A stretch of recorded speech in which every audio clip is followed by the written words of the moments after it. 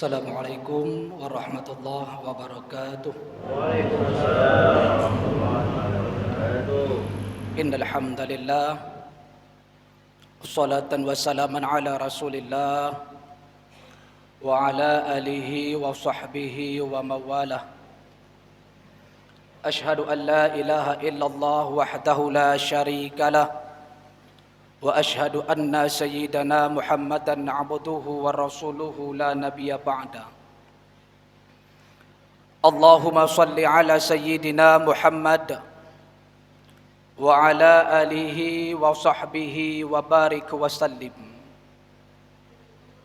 Amma ba'du fa ya ibadallah, usikum wa iyaya bittaqwallah wa ta'atihi la'allakum tuflihun.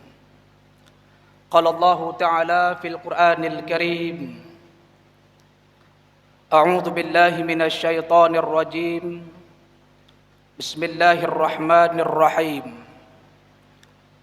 Ya ayyuhan nasu u'budu rabbakumul ladzi khalaqakum wal ladzina min qablikum la'allakum tattaqun. Shadaqallahul azim wa shadaqallahu rasulillahil karim. Pada suatu hari, seorang ulama terbesar yang ada di Minangkabau, yang terkenal yang disebut dengan Buya Hamka. Beliau pernah berpesan dan berkata, kalau hidup hanya sekedar hidup, kera di rimba pun mereka hidup. Kalau kerja hanya sebatas kerja, kerbau di sawah pun mereka bekerja. Dalam perkataan ini, apakah sama kehidupan kera yang ada di atas rimba atau dengan kerbau yang sedang membajak sawah, dengan kita manusia yang hidup diciptakan Allah Subhanahu wa Ta'ala? Tentu jawabannya adalah sangat berbeda kita dengan hewan yang melata yang ada di atas rimba, yang ada di atas bumi ini. Apa sebuah spasi antara manusia dengan ada kera yang atas rimba sana? Maka dalam hal ini Allah menjelaskan di dalam Al-Quran,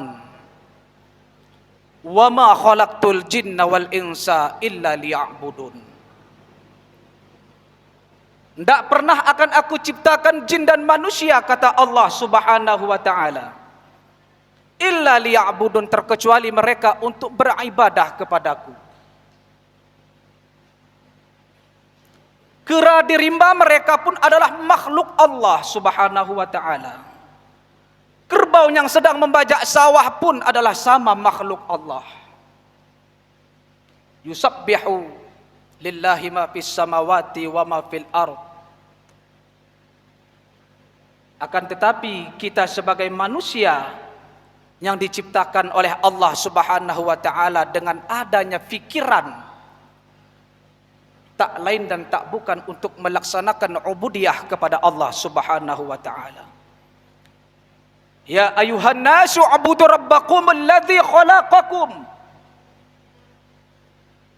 Hai seluruh manusia, sembahlah Tuhanmu yang telah menciptakan kamu. Khalaqakum, yang telah menciptakan kita, yang telah menjadikan kita.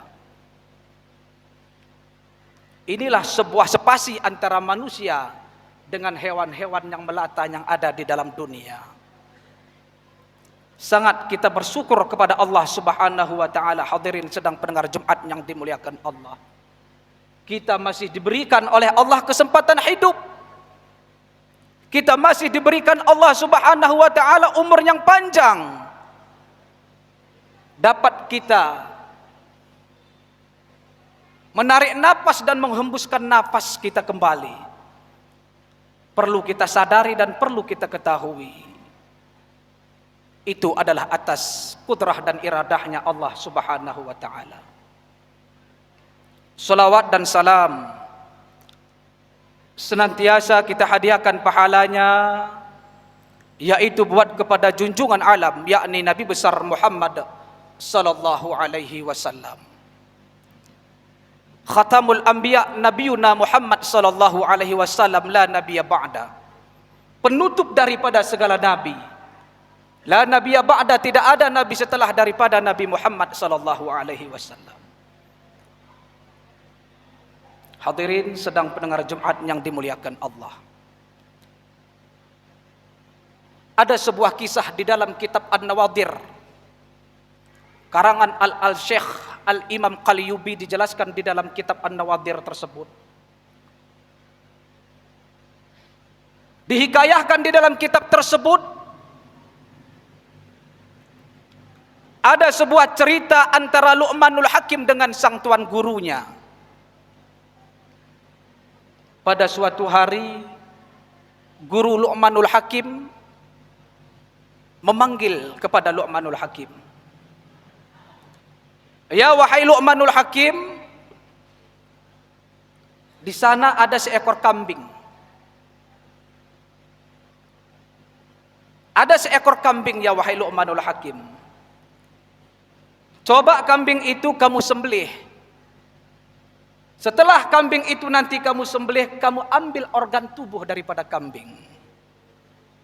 Berikan kepada saya," katakan sang tuan guru.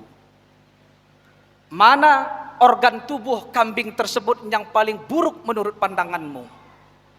"Khaikan bangku," katakan guruna. Maka lantas Luqmanul Hakim menyembelih kambing tersebut. Ambillah organ tubuh yang paling buruk menurut pandangan daripada Luqmanul Hakim. Kasihkan bingkisan kepada sang tuan guru. Kemudian tuan guru membuka daripada bingkisan Luqmanul Hakim. Apa yang dilihat? Itulah hati kambing dan lidahnya kambing. Kemudian hadirin sedang pendengar Jumat yang dimuliakan Allah, beberapa hari setelah daripada itu sang guru memanggil kemudian Luqmanul Hakim. "Wahai Luqmanul Hakim, itu ada seekor kambing lagi. Coba kamu sembelih daripada ekor kambing yang ada satu lagi. Serahkan sama saya organ tubuhnya yang menurut pandanganmu yang terbaik di dalam kambing tersebut." Maka lantas Luqmanul Hakim menyembelih kambing yang kedua. Kemudian dibingkis, serahkan kepada tuan guru. Pada bingkisan yang kedua, hadirin sedang pendengar Jumat yang dimuliakan Allah, tuan guru melihat hati kambing beserta lidahnya kambing kembali. Akhirnya sang tuan guru bertanya kepada Luqmanul Hakim, "Ya wahai Luqmanul Hakim, ada apa dengan bingkisan ini?" Bingkisan yang pertama, yang terburuk pada organ tubuh kambing, lidah kambing dan hatinya kambing. Kemudian pada bingkisan yang kedua pun adalah sama. Yang terbaik adalah lidah kambing dengan hatinya kambing. Hadirin sedang pendengar Jumat yang dimuliakan Allah. Apa kata Luqmanul Hakim? "Ya wahai tuan syekh, tuan guruku, kalau menurut pandangan saya sebagai muridmu ya wahai tuan guru, kecelakaan manusia itu dan keselamatan manusia itu fid dunya hasanah wa fil akhirati hasanah wa qina adzabannar adalah terletak kepada lidah manusia dan hati manusia. Kehancuran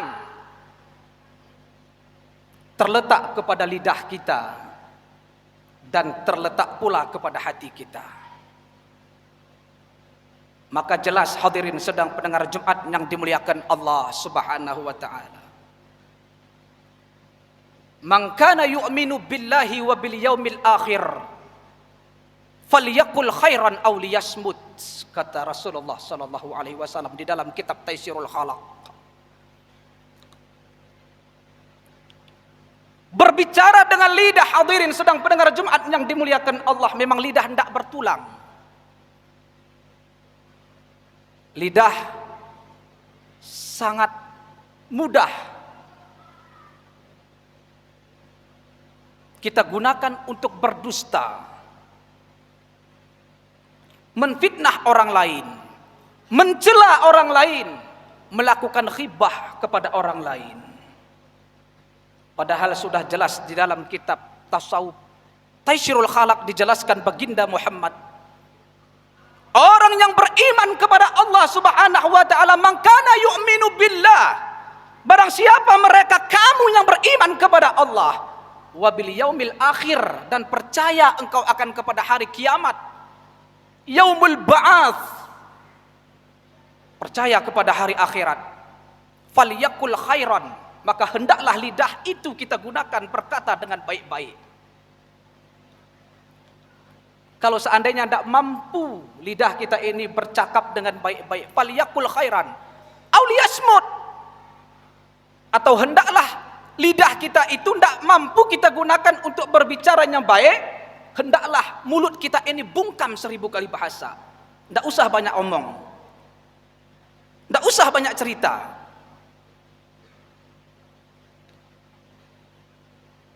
Sebab kalau lidah nak melukai hati, kepada mana ubat akan kita cari?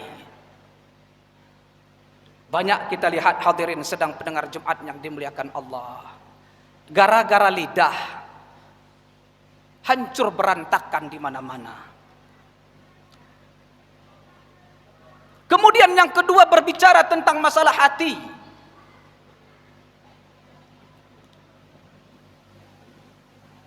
Dijelaskan di dalam kitab Tanwirul Qulub, orang yang telah mempelajari ilmu tarikat, bahwa sesungguhnya hati itu adalah tempatnya 2 jari di bawah susu sebelah kiri,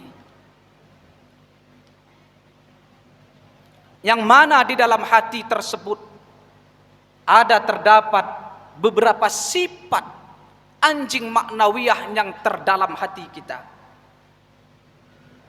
Kehancuran, maci ate, ndak baik hati,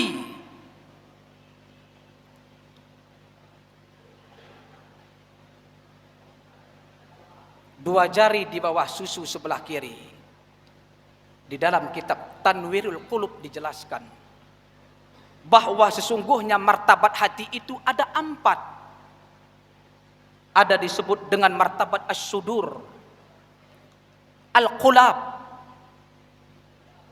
dan al-fuad, dan al-lubab. Pada martabat hati mana hari ini kita? Sehingga kita dengan tetangga kita tidak hari ini secakapan. Sehingga kita keluarga saja hari ini berantakan karena perkara masalah hati.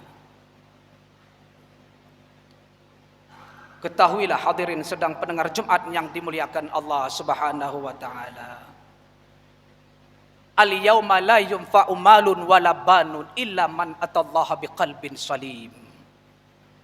Pada suatu hari nanti hadirin sedang pendengar Jumat yang dimuliakan Allah, orang yang hendak akan menghadap Allah, orang yang ingin memandang zat wajibil wujud pada suatu hari nanti, pada yaumil akhir, datang dengan kerendahan hati.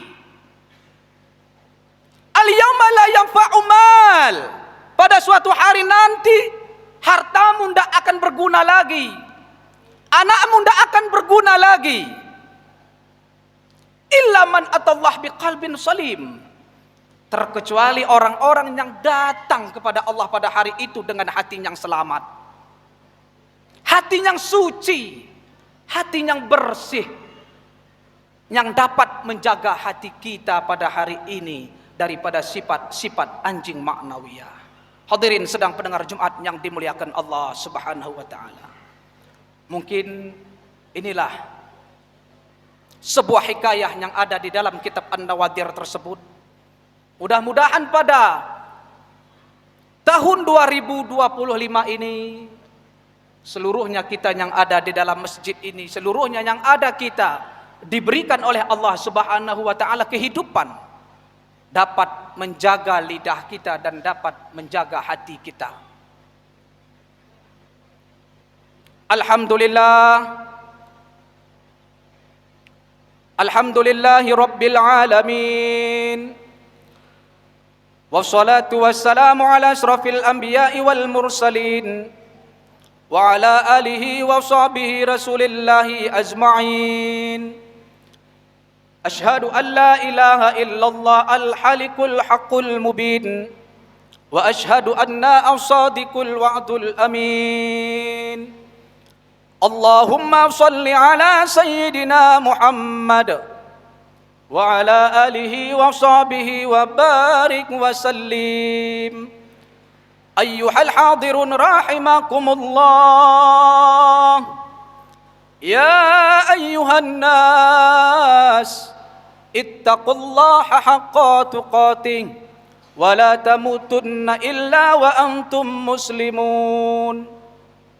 Qala Allah ta'ala fil kitabil karim, أعوذ بالله من الشيطان الرجيم بسم الله الرحمن الرحيم قل هو الله أحد الله الصمد لم يلد ولم يولد ولم يكن له كفوا أحد. بارك الله ولكم في القرآن الكريم ونفعني وإياكم بما فيه من الآيات والذكر الحكيم وتقبل مني ومنكم تلاوته إنه هو السميع البصير.